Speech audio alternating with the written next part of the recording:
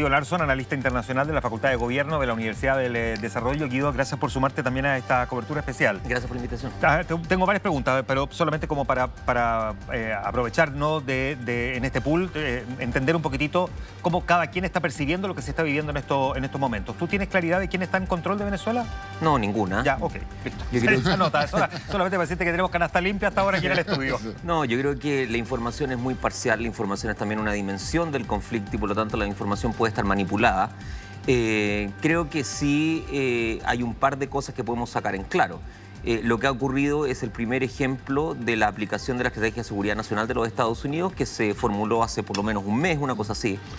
Creo que es también una muestra muy fidedigna de la reconfiguración a nivel mundial, que lleva ya tal vez una década, pero que se ha estado asentando no solamente acá, con esta operación en Venezuela. ¿En qué otras cosas para el público que nos está viendo tú dirías que se ha notado esa reconfiguración mundial en estos últimos 10 años? Primero, en el grado de impermeabilización a la crítica política en base a principios.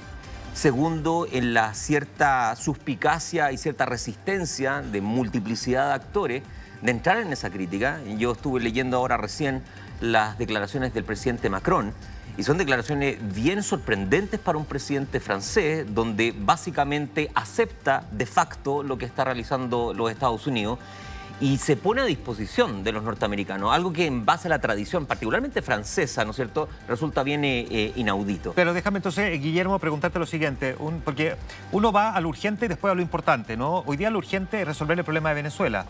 Da la sensación de que lo importante luego es ver si se respetaron las convenciones internacionales, lo que debería haber resuelto el Consejo de Seguridad de Naciones Unidas, etcétera, etcétera. Eso es muy importante, pero hoy día lo urgente es resolver lo que, o sea, en el fondo, como dice Guido, de facto. Sí.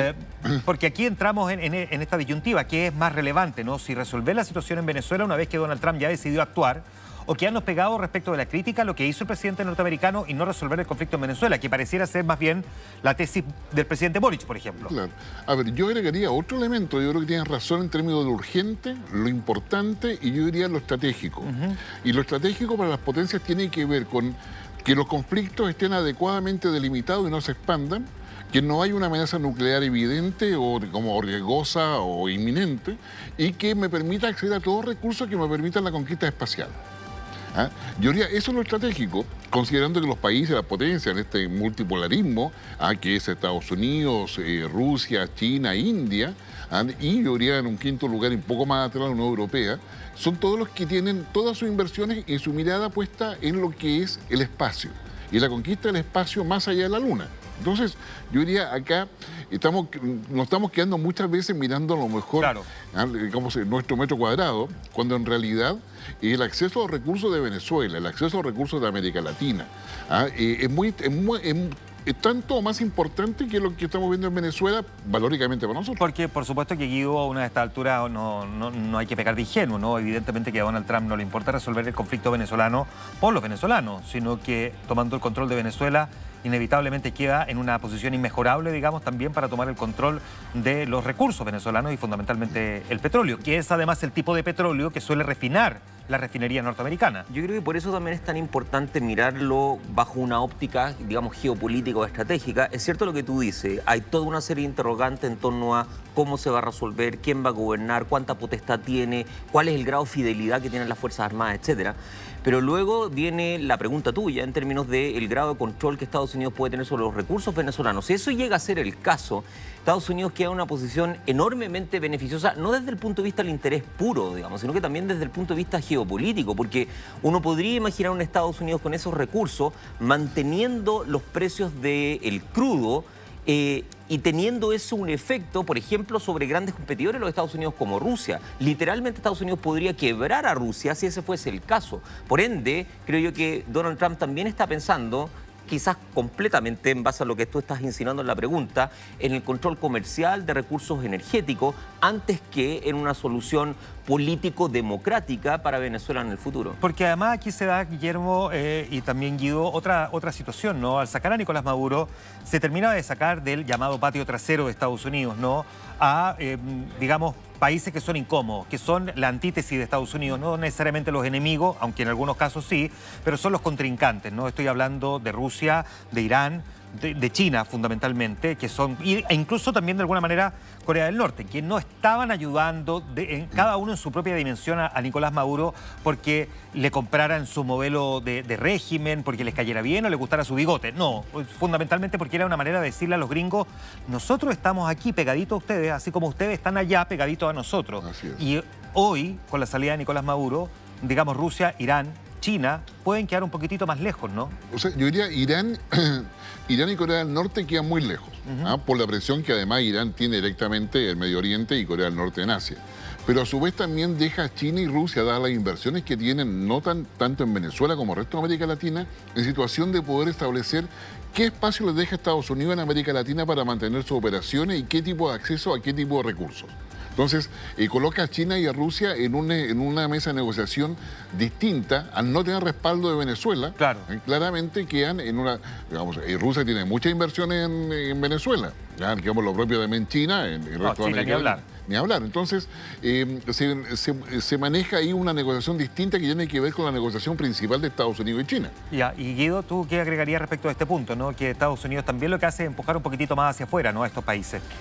Agregaría eso, por cierto, esto es un impacto, pero un impacto en multidimensión, es decir, no es solamente una cuestión ligada a cómo los intereses inmediatos de China y de Rusia pueden ser socavados por estas acciones, sino cómo los intereses de mediano y largo plazo de China y de Rusia pueden eventualmente alcanzarse. Estuve revisando la conversación que tuviste con el ex canciller Walker, donde también manifestaba y ponía sobre la mesa el tema Taiwán, ¿no es cierto?, el tema del Donbass, relativo a cómo esto se está interpretando por las cancillerías asiáticas, europea y particularmente de la Federación Rusa. Porque ¿cuál es la justificación ahora para que Putin no logre el control unilateral del Donbass o para que Xi Jinping no proceda finalmente con el intento de recuperar a Taiwán? Bueno, queda un poco un vacío normativo ahí que posiblemente va a ser llenado de manera unilateral, manteniendo el resguardo de los espacios de acción de cada una de estas potencias. Mientras tanto, Pablo Cuéllar, estamos viviendo una situación además que es compleja porque los propios venezolanos, y podemos incorporar también en esta parte de la conversación, Pablo, a Fernando Tineo, que se encuentra en Caracas,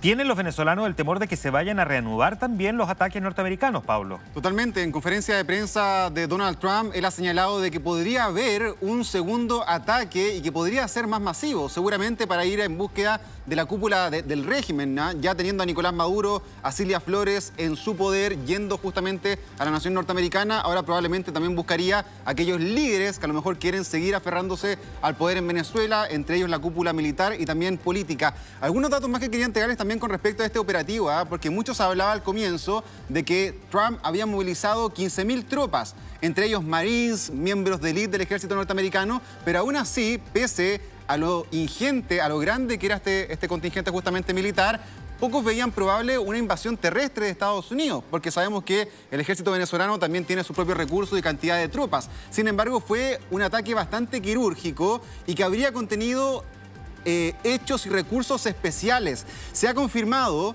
de que Estados Unidos derechamente compró a un alto miembro del régimen venezolano que habría traicionado a Nicolás Maduro, que le habría justamente dado la ubicación a Estados Unidos para encontrarlo y que en los días previos había estado monitoreando a través de drones Estados Unidos dónde se movía Nicolás Maduro en estas últimas horas, para así llegar finalmente a la misma captura. Ahí fue vital la labor de inteligencia que hizo la CIA, la Central de Inteligencia de Estados Unidos, que hace varias semanas estaba ya operando en Venezuela. Ellos le entregan toda esta información al equipo de élite del ejército de Estados Unidos, que entra finalmente dentro de la zona donde estaba resguardado Nicolás Maduro para ingresar.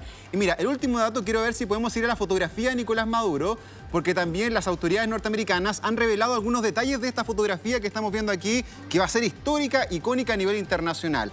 Ahí estamos viendo justamente a Maduro al interior del buque Iwo Jima siendo trasladado rumbo a Estados Unidos, pero aquí hay varios elementos que quiero detallar. En primer lugar, que él va efectivamente esposado con sus manos, se nota poco por la posición y porque va también con una botella de agua, pero va efectivamente con sus manos esposadas. Pero hay dos elementos que son clave, que son sus anteojos y también estos auriculares que lleva justamente en su cabeza. Ambos son para despistarlo, para que él no sepa dónde se estaba moviendo. Esto lo tiene blindado, él no puede ver efectivamente quién lo lleva, hacia dónde lo están llevando, y estos audífonos tienen justamente un bloqueo del audio, para que él no pueda escuchar conversaciones. Además, aquí atrás se encuentra justamente el único agente que se logra ver, pero por la camiseta o lo que lleva justamente en su pecho, es la DEA, la Agencia de Control de Drogas de Estados Unidos, y esta gente se habla de que es un agente de Nueva York. Es decir, los militares estadounidenses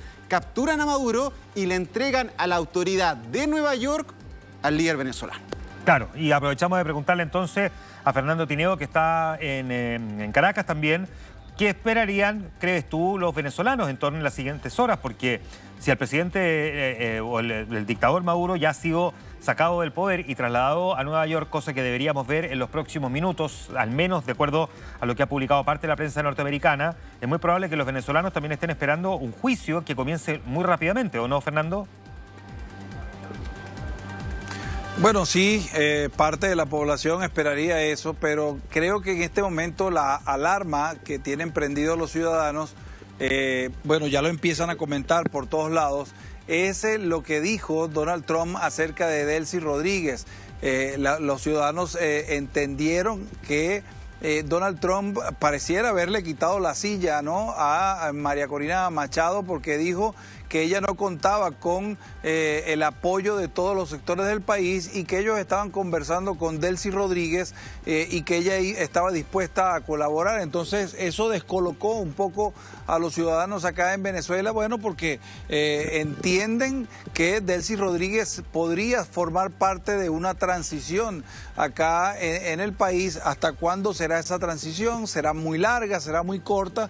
Pero que sea Delcy Rodríguez la que esté en medio de estas negociaciones hace mucho ruido aquí a la ciudadanía y ya andan, bueno, comentando, preguntando por qué habrá pasado que Donald Trump habla de esa manera de María Corina Machado y coloca en medio de la transición a Delcy Rodríguez, ¿no? Bueno, Fernando, tú planteas un tema que me sirve para dejar formulada esta pregunta antes de irnos a la pausa, a Guillermo y también a Guillermo Holzman, Guido Larsson, que están conversando esta tarde con nosotros en el corto plazo, en esta situación compleja. ¿Quién debería gobernar Venezuela? Dejo planteada esta pregunta. Nosotros tenemos que hacer pausa. Estamos con Pablo Cuellar, también nuestro editor internacional, que como siempre nos acompaña en estas grandes coberturas. Estamos con Edison Oportus, también en Nueva York, ahí a la salida de la Corte Sur de Nueva York, hasta donde debería, no sabemos si va a ocurrir, pero debería llegar Nicolás Maduro en los próximos minutos, y con Fernando Tineo en Caracas. Es la cobertura de Mega Noticias. La pausa es breve. Seguimos con ustedes de inmediato.